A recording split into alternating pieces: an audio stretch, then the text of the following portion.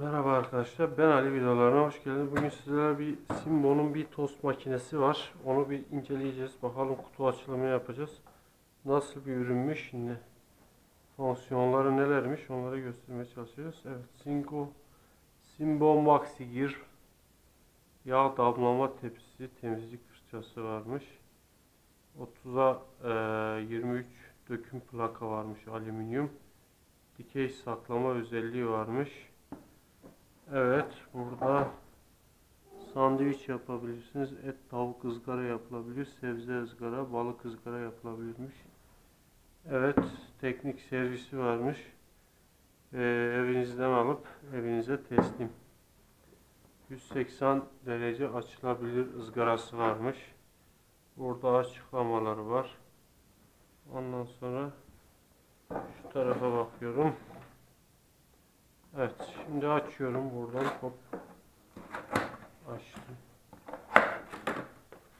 Evet, burada kullanma belgesi ve faturası var. Yani bunu biz 90 TL'ye aldık. Şoktan.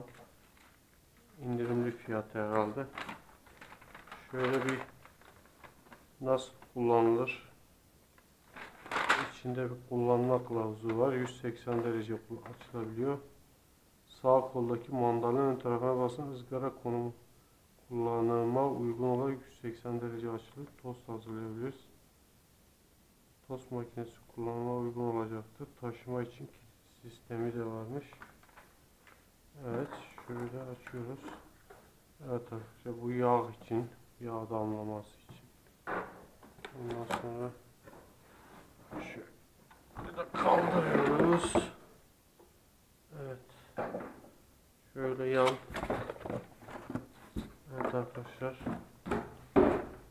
bu da temizleme fırçası. Şöyle şu altı şu şekilde. Şurada elektrik bölmesi var. Şu kablo uzunluğu. Şurada ayakları var. Bir plastiği düşmüş. Şuranın. Şöyle bırakıyoruz. Evet.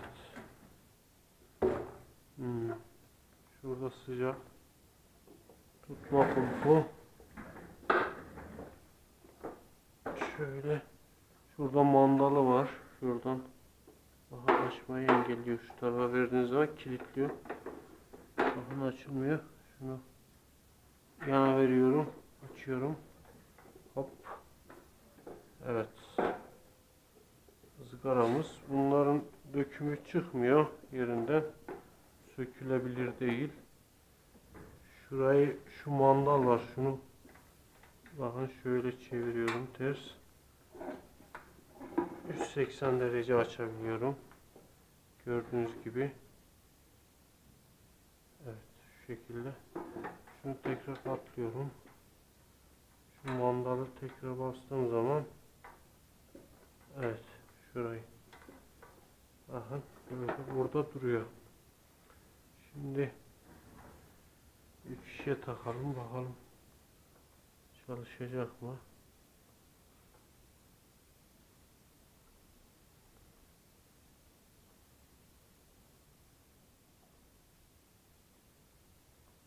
Bunun alüminyum dökümdür. Üstü teflonla kaplı. Evet, bismillah diyoruz. Fişe takıyorum. Evet. Çatırdamaya başladı. Şimdi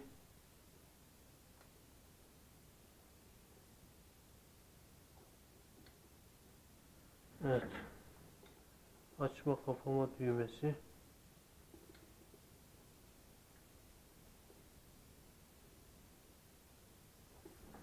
Bakalım, evet, ısınmaya başladı.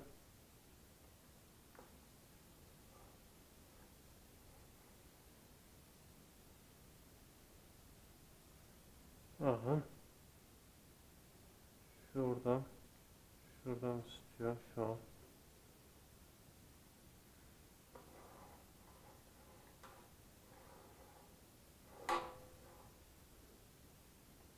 Evet arkadaşlar, tost makinemiz çalışıyor. Gördüğünüz gibi şöyle. Hop. Evet. Hayırlı uğurlu olsun. Güle güle kullanalım. Kanalımıza abone olmayı unutmayın. İyi günler, kolay gelsin diyorum.